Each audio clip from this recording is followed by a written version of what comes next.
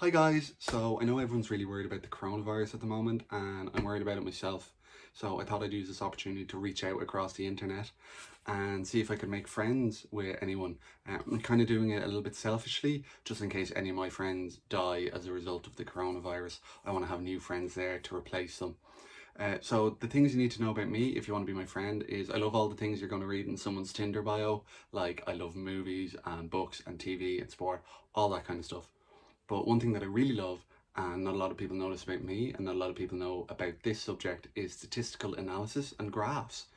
Uh, so I decided it'd be kind of fun maybe if I used my love of statistical analysis and graphs to explain to you why you should be my friend, what it's like being my friend, and my own experiences with trying to make friends in a modern age. So for anyone who doesn't know a huge amount about statistical analysis and graphs, no need to worry. I'm going to give you a quick crash course right now. So as you can see on this graph right here, you have two types of variables when you're analysing data. Most of the time you have two types. One is called an independent and the other is called a dependent variable. So your dependent variable is what you want to see change in, and your independent variable is what you're measuring it against. And 99% of the time, your independent variable is time. So you're looking at the change in something over time. So for example, as we look at this graph here, the longer this video goes on, the more you wish social isolation wasn't a thing. So I decided I'd use a graph that shows my friend's level of satisfaction with me over time, so you'd know what to expect if you became my friend. So as we can see in the graph, that time is our independent variable and level of satisfaction is our dependent variable. So you can see at the beginning of our friendship that they're not very satisfied with me, and that's understandable. They don't know me, they don't know a lot about me. But over time that begins to develop and it grows and it goes from not very to mildly satisfied to substantially satisfied to very satisfied. And we can see it begins to plateau there at very satisfied. And what's happening there is that after a while, there's not that many surprises you can spring on your friends. They can't learn a lot of new things about you, so they kind of reach that level and it just stays there for a while. Now for you eagle-eyed viewers out there, you'll notice a sharp drop-off after a while, and that's indicated by the first red line. So what that is my friends have suddenly become very dissatisfied with me because they realise I'm bringing in replacements for them in case they die. And then it begins to build up a little bit again at the second red line, and that's because they realise that if the coronavirus kills them, it's probably also going to kill me as well. So they've made their peace with it. So before this whole social isolation thing started, I had actually spent some time trying to make new friends out in the real world. And I decided I'd show you kind of a pre and post friendship expansion analysis. So the friendship expansion is what I'm calling my attempt to make new friends. So the bars in blocks are the level of this friend that I had before the analysis, and the bar with the stripes is the level of friend that I had after the analysis.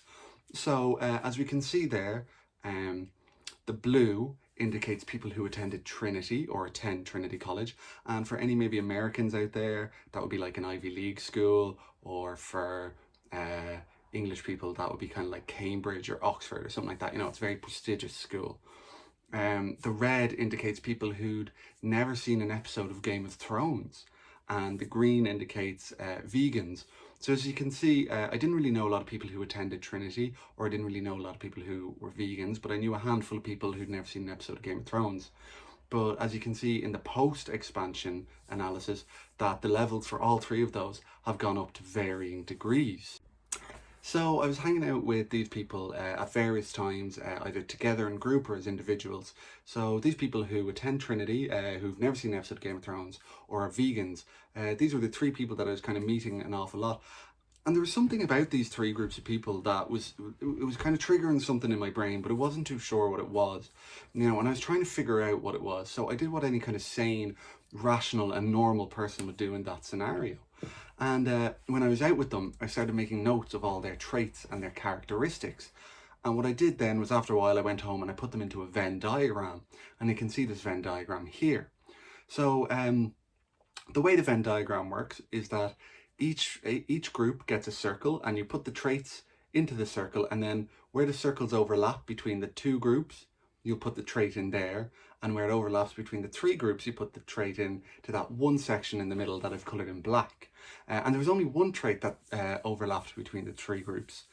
And that was that people who attend Trinity, people who've never seen an episode of Game of Thrones, and vegans, the one characteristic that they all share is how willing they are to volunteer that information about themselves without being prompted. So you can see on this graph here, this is the offence levels pre and post the Venn diagram. So as we can see, the Venn diagram being introduced, that's noted by the dotted black line in the middle of this graph.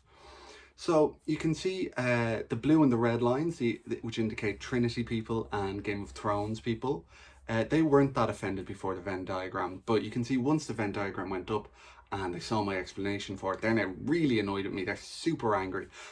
Thankfully, I'm in social isolation, so they can't hurt me.